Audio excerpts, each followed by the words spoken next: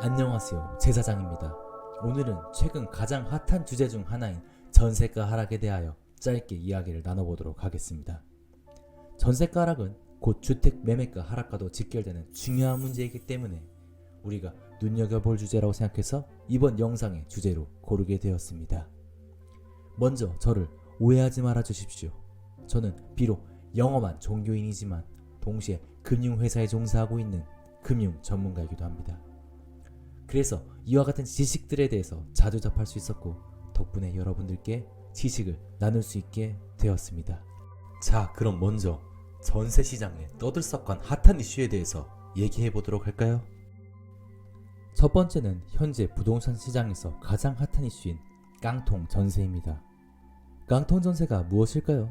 매매가보다 전세가가 높은 전세를 깡통 전세라 말하기도 하고, 집값이 그 집에 저당 잡힌 금액과 전세값의 합보다 작은 경우를 말하기도 합니다.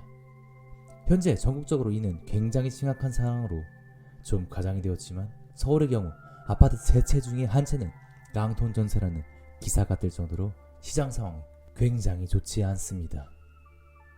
두 번째 이슈는 허그 보증 사고입니다. 먼저 허그라는 이름이 혹시 생소하시지는 않으신가요? 이는 주택도시보증공사의 영어 알파벳 줄임말입니다. 이 주택도시보증공사는 몇 해 전부터 전세자금 반환보증이라는 금융상품을 판매하고 있었는데요. 이 서비스가 뭔가 하면 전세보증금을 집주인이 돌려주지 않을 경우를 대비해 일정의 수수료를 받고 계약 만기 시점 약 1개월 이후에 보증금을 대지급해주는 서비스입니다. 저는 금융기관에 일하는 사람으로서 작년 하반기 때부터 이 전세사고 대지급이 4개월치가 밀렸다는 소문을 종종 들었는데요. 현재 이런 대지급 건수가 기하급수적으로 늘고 있다는 게 안타까운 시장 상황입니다. 세 번째로는 황금 이사철인 1월인데도 불구하고 전세 수급 지수가 좋지 않다는 것입니다. 전세 수급 지수란 수요와 공급을 수치화한 지표로 100 초과 시 수요가 공급보다 많고 100 미만 시 수요 대비 공급이 많다는 뜻인데요. 한국부동산원에 따르면 전세 수급 지수는 65.2포인트로 전세 공급은 100가구인데 원하는 사람은 65세대밖에 안 된다. 이런 식으로 바라볼 수 있겠습니다. 추가적으로 전세 수급 지수 통계 자료에 전세 가격 지수를 함께 본다면 시장 상황을 좀 더 쉽게 이해할 수 있는데 한번 같이 보도록 하시겠습니다. 전세 가격 지수는 전년 1월 대비 전세 가격이 변화인데요.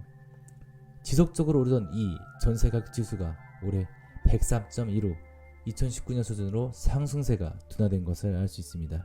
즉, 이전과 똑같은 전세 보증금 가격으로는 새로운 세입자를 구하기 어렵다고 볼 수 있겠습니다. 자, 그러면 지금까지 시장 상황을 진단하였으니 전세 위기의 환경적인 이유도 같이 한번 살펴보도록 하겠습니다. 첫 번째는 임대차 입법의 부작용입니다. 지난 2020년 5월부터 임대차 입법이 시행되었는데요. 그 임대차법의 가장 큰 이슈는 계약 갱신권이었습니다. 임차인이 2년 더 살겠다고 이 갱신권을 사용하면 집주인이 원하는 재계약 시점 보증금 인상이 어렵다는 문제가 있었죠. 그래서 집주인들이 신규 계약 시 전세값을 일제히 급등시켜 선방영했던 사실들 모두 기억하고 계시나요? 그게 벌써 2년이 지났습니다. 그때 비싼 돈 들여갔던 세입자들이 바보가 아니고선 집을 빼고 더 좋은 곳으로 이사하고 싶지 않겠습니까? 근데 문제는 계약이 끝났다고 쉽게 나갈 수 없다는 것입니다. 새로 들어올 사람에게 돈을 받아야 나갈 사람에게 돈을 주는데 같은 가격 조건으로 새로 들어올 사람이 없다는 거죠. 사람을 못 구하면 집주인이 새로 들어올 세입자에게 받을 보증금이 없을 텐데 결국 집주인 본인 돈으로 돈을 돌려줘야 한다는 것입니다. 두 번째는 전세 매물의 포화 및 가격 경쟁의 심화입니다. 기존 임차인들이 대출금리의 인상, 전세값 하락 등의 이유로 전세보다는 월세를 찾는 등 전세 계약을 안 하다 보니 신규 임차 목적의 전세 매물이 지속적으로 시장에 다량 공급되고 있는 상황입니다. 또한 전세 가격의 추가 하락에 대한 기대감이 매우 커 계약을 미루고 있는 미계약 전세 물량도 증가하고 있습니다. 세 번째로는 전세대출 금리 급등입니다. 4대 은행 전세대출 금리가 1년 새이 2.76% 증가하였습니다. 또한 전세대출 금리와 전월세 전환율 간 역전 현상으로 전세 수요가 월세 수요로 대거 전환되고 있죠. 마지막으로는 입주 물량의 문제입니다. 서울, 강남 2구의 역대급 물량이 예정되어 있습니다. 2023년 입주 물량 32.5%는 강남 서초에 집중되어 있습니다. 2개월 개포자의 프레지던스에 3,375가구, 5월 대치 푸르지오 서밋에 489가구, 8월 반포 원베일리에 2,990가구 등 강남 2구의 선호 입진의 재건축 사업이 모두 완료된 사업장들인데요. 이렇게 입주 예정 물량이 총 8,116세대로 지난 20년간 강남 2구에 발생한 물량들 중 역대 세 번째로 많습니다.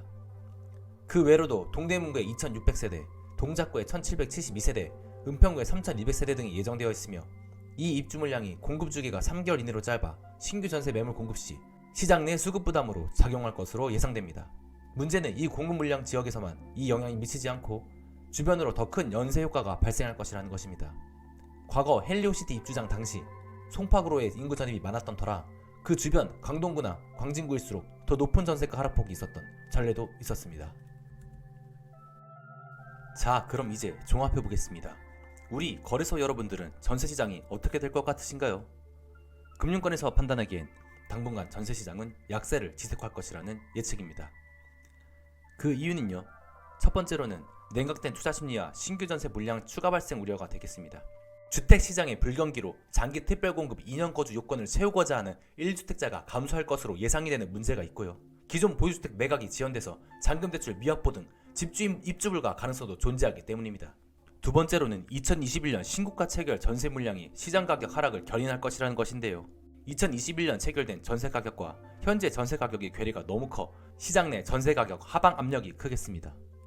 자, 그러나 그렇다고 해서 무작정 내려갈 테니 기다려라, 이런 말은 아니겠죠? 전세 시장에도 희망적인 요소들이 있습니다. 첫째로는 1사대책 규제 완화 조치로 투자 수요 유입이 활성화되고 있기 때문입니다. 분양권 전매가 가능하고 주택법 개정으로 인한 실거주 의무가 폐지되어 투자 수요 유입이 활성화됨에 따라 전세 매물 증가 가능성이 존재합니다. 두 번째로는 고금리 시장 기조가 서서히 반전될 것이라는 기대와 정부의 전세대출 지원 등이 있겠습니다. 거래자 여러분들, 오늘 영상은 어떠셨나요? 저는 제사장이지만 아무런 근거와 정보 없이 제사를 드리지는 않습니다. 그런 것은 신에게 투정을 부리며 때를 쓰는 것과 다름없기 때문입니다. 앞으로도 제가 아는 전문적인 정보를 여러분들과 공유하려고 합니다. 추가적으로 저 제사장은 보통 어떤 기초자산이든 가격의 상승을 기원하지만 부동산만큼은 중립을 지켜야 할 것 같아 이번 영상에선 따로 제사를 지내거나 하진 않았다는 것을 말씀드리고 싶습니다. 여러분들의 성공적인 투자를 기원하며 다음 영상에서 찾아뵙도록 하겠습니다. 구독과 좋아요를 부탁드리겠습니다. 감사합니다.